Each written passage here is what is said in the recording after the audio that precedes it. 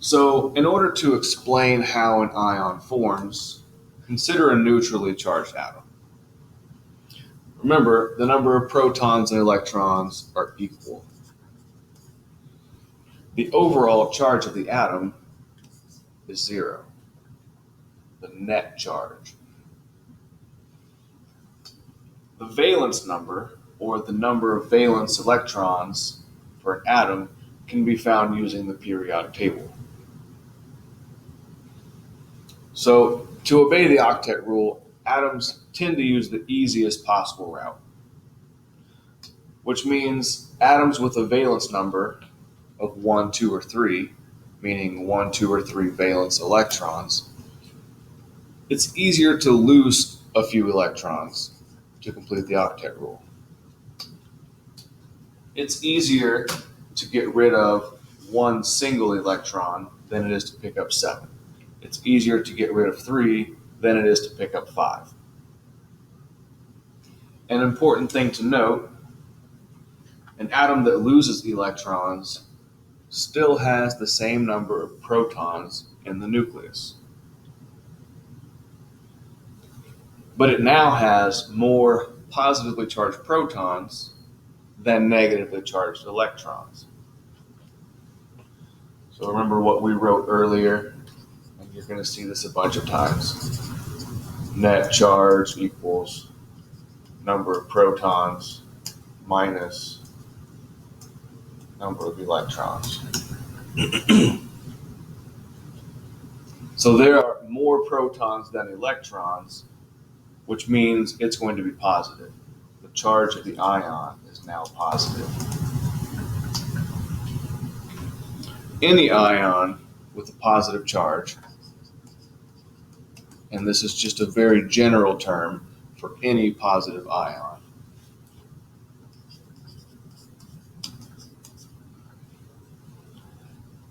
the pronunciation here is cation.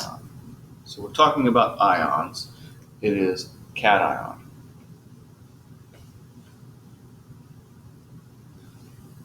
So what we find is that most cations are metals.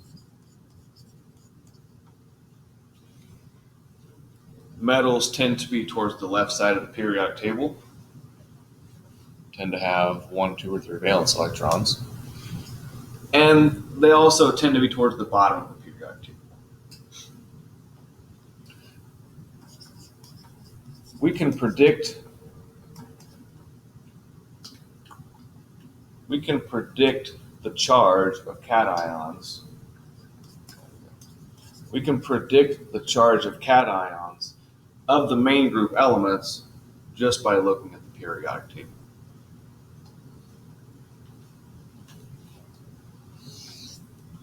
So elements in group 1. This is something that came up in Unit 3 and Unit 4. Elements in group 1 have 1 valence electron. And this is true for all of the group 1 elements. Elements in this group end up losing 1 electron. So let's pick one. Let's talk about potassium. Potassium is a group 1 element. Here it is. It has 1 valence electron. Elements in this group tend to lose 1 electron and form a cation. So here it is, neutrally charged potassium. It's very unstable.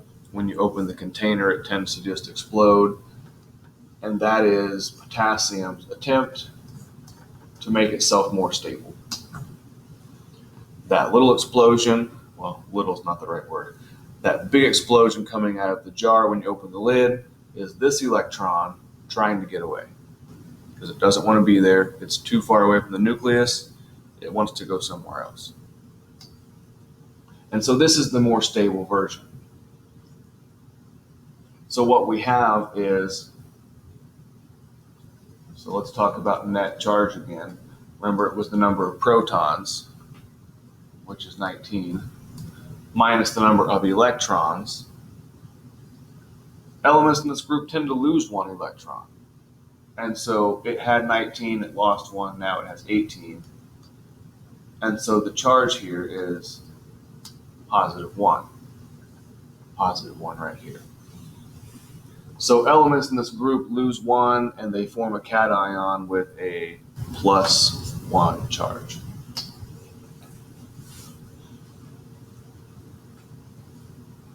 Elements in group 2 each have 2 valence electrons. So let's pick one. Let's look at magnesium, Mg. So here's an electron, here's an electron. There is its 2 valence electrons. So magnesium is not nearly as reactive as potassium or the other things in group 1. Group 2 is a little different, not as reactive, and that's where magnesium stays. So magnesium will, in some circumstances, get rid of these 2 valence electrons. So they will lose both of those electrons because it wants the complete octet. It is easier to get rid of these 2 than it is to find 6 others. So it's going to lose 2 electrons. And so here's our net charge. Net charge, it has 12 protons, and it's going to lose 2 electrons, which means it's only got 10. And so 12 minus 10 tells us the net charge is plus 2. So we're looking at something like this happening. Mg and the superscript. Now the charge is positive 2, but it's commonplace to write Mg2 plus. The number comes first and then the sign comes second. So again, that's another one of these things where this is your chemistry classroom, your math classroom is down the hall. Keep chemistry in chemistry, keep math in math. Number comes before a sign.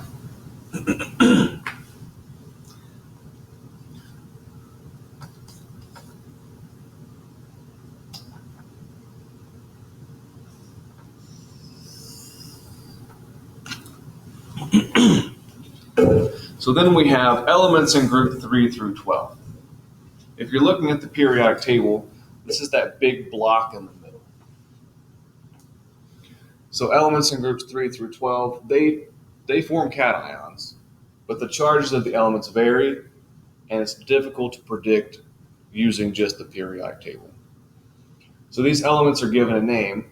It's transition metals. It gives this the name because the charges can change. And transition means changing. Transition metals, they're complex.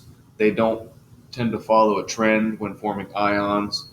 Remember, even the electron configurations we didn't work with in this class. And that's because they're complex. They kind of go out of order sometimes.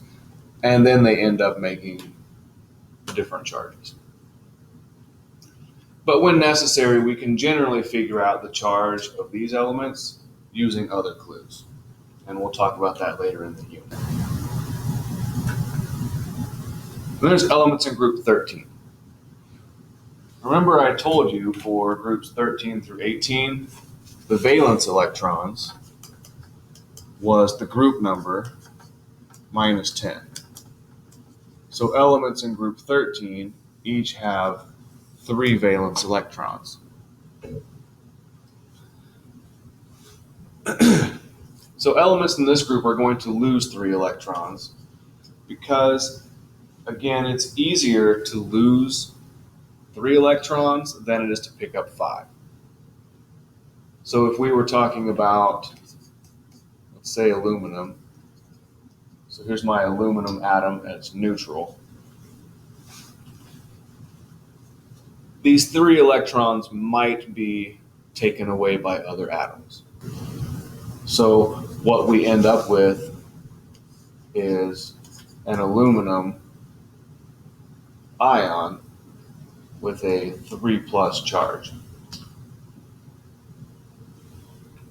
And again, looking at in terms of net charge, it has 13 protons. That's always the same. But then it lost 3 electrons. Net charge is 13 minus 10, and that is positive 3. So they tend to lose all 3 of these valence electrons and form ions with a plus 3 charge.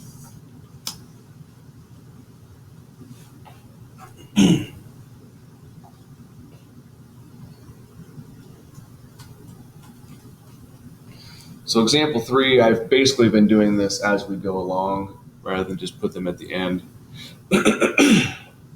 I'll write this in quickly.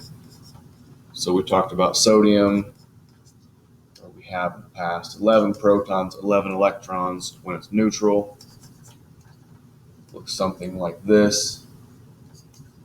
It's in group 1, has 1 valence electron, it's going to lose it. Net charge is now 11 protons minus 10 electrons, and that's plus 1. Gives us that positive 1 sodium ion. Calcium, so we have 20 protons, 20 electrons when it's neutral. 2 valence electrons, which means it's going to lose 2. Net charge 20 minus, now it only has 18, positive 2, and the calcium ion is 2 plus. And then aluminum, which we already did. Aluminum has 13 protons. When it's neutral, 13 electrons. It's going to lose 3.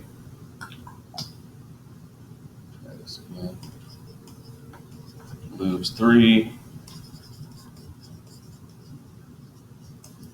Net charge, we have 13 minus 10, and that is plus 3, giving us that aluminum 3 plus ion.